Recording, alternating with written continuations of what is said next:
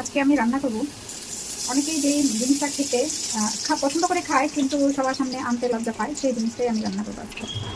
আমার বাচ্চারা এবং আমরা সবাই খুব পছন্দ করে খাই খাবারটা। হ্যালো ভিউয়ার্স, আসসালামু আলাইকুম। কেমন আছেন আপনারা সবাই? আলহামদুলিল্লাহ আমি ভালো আছি। এখানে পেঁয়াজ ভেজে নিচ্ছি আর সাথে দিয়ে দিলাম এলাচ আর লং।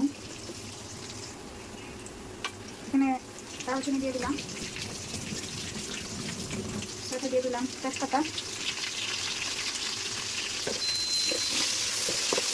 চুলা সিগনাল দিল, 2 ঘন্টা হয়ে গেছে, চুলা জ্বলছে। চুলা আবার সিগনালও দেয় যে চুলা 2 ঘন্টা হয়ে গেছে, জ্বলতেছে, তাড়াতাড়ি বন্ধ করতে হবে। আদা রসুন বাটা দিয়ে দিলাম,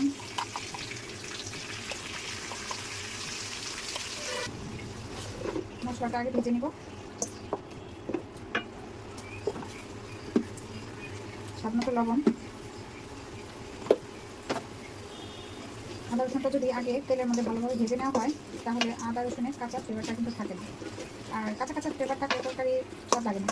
আর সুন্দরভাবে যদি তেলে ভাজা হয় তাহলে সুন্দর আদা এবং রসুনের সুন্দর একটা স্মেল বের হয়, ওই স্মেলটা কিন্তু খুব ভালো লাগে। এখানে প্রথমে দিয়ে দিলাম গরম মশলার গুঁড়া,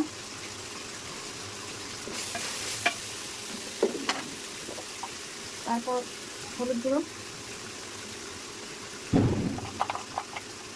মরিচ গুঁড়ো, জিরে গুঁড়ো।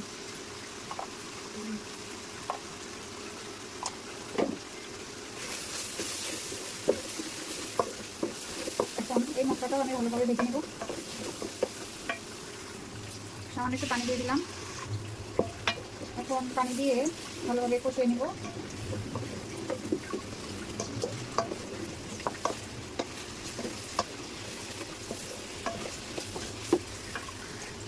মশলা কষানো হয়ে গেছে। এই জিনিসটা তো সবাই চিনেন, তাই না? সবাই খায়, পছন্দ করে।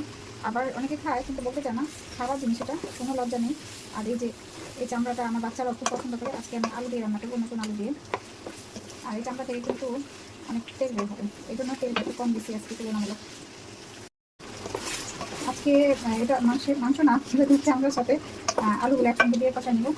অনেকগুলো সিদ্ধ হইতে বেশি সময় লাগে না, আর আলুগুলো আমি আজকেই দিয়েছি। নতুন আলু সিদ্ধ হইতে সময় লাগে না, আর নতুন আলু খেতেও কিন্তু খুব ভালো লাগে।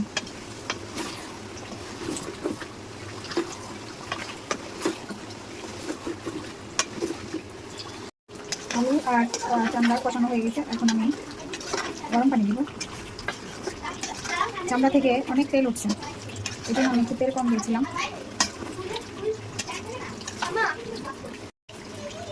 এই যে এখন ঝোল দিয়ে দিব, গরম পানি কিন্তু এটা, গরম পানিটা দিলে তাড়াতাড়ি হয়।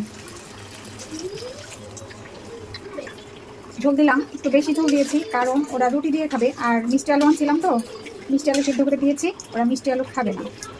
তারপর মিষ্টি আলুগুলা মতে মানে মিষ্টি আলুর সাথে আটা মিশিয়ে এখন রুটি তৈরি করবো। এটার সঙ্গে মিষ্টি আলু খাবে না, আবার মিষ্টি আলু খাবে না, মিষ্টি আলুর রুটি খাবে। কি বুদ্ধি, তাই না বলেন তো? হয়ে গেছে তরকারি। এখন কাঁচামরিচ দিয়ে দিলাম। কাঁচামরিচ তো দিচ্ছি, ঝালটা একটু কম লাগতেছে, একেবারে একটু ঝাল না হলে ভালো লাগে না। শুকনোমরিচ দিয়েছিলাম কিন্তু মনে হচ্ছে ঝালটা ছড়ায়নি। বাচ্চারা খায় তো অনেক হিসাব করে বুঝে শুনে দেওয়া লাগে। আর এখন একটু জিরার গুঁড়া দিয়ে নামাই নিব। রুটি দিয়ে খাবে, এই জন্য একটু ঝোলটা বেশি রাখলাম। এখন একটু ভাজা জিরার গুঁড়া দিয়ে নামাই নিব।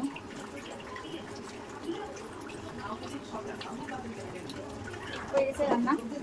কেমন হয়েছে কমেন্ট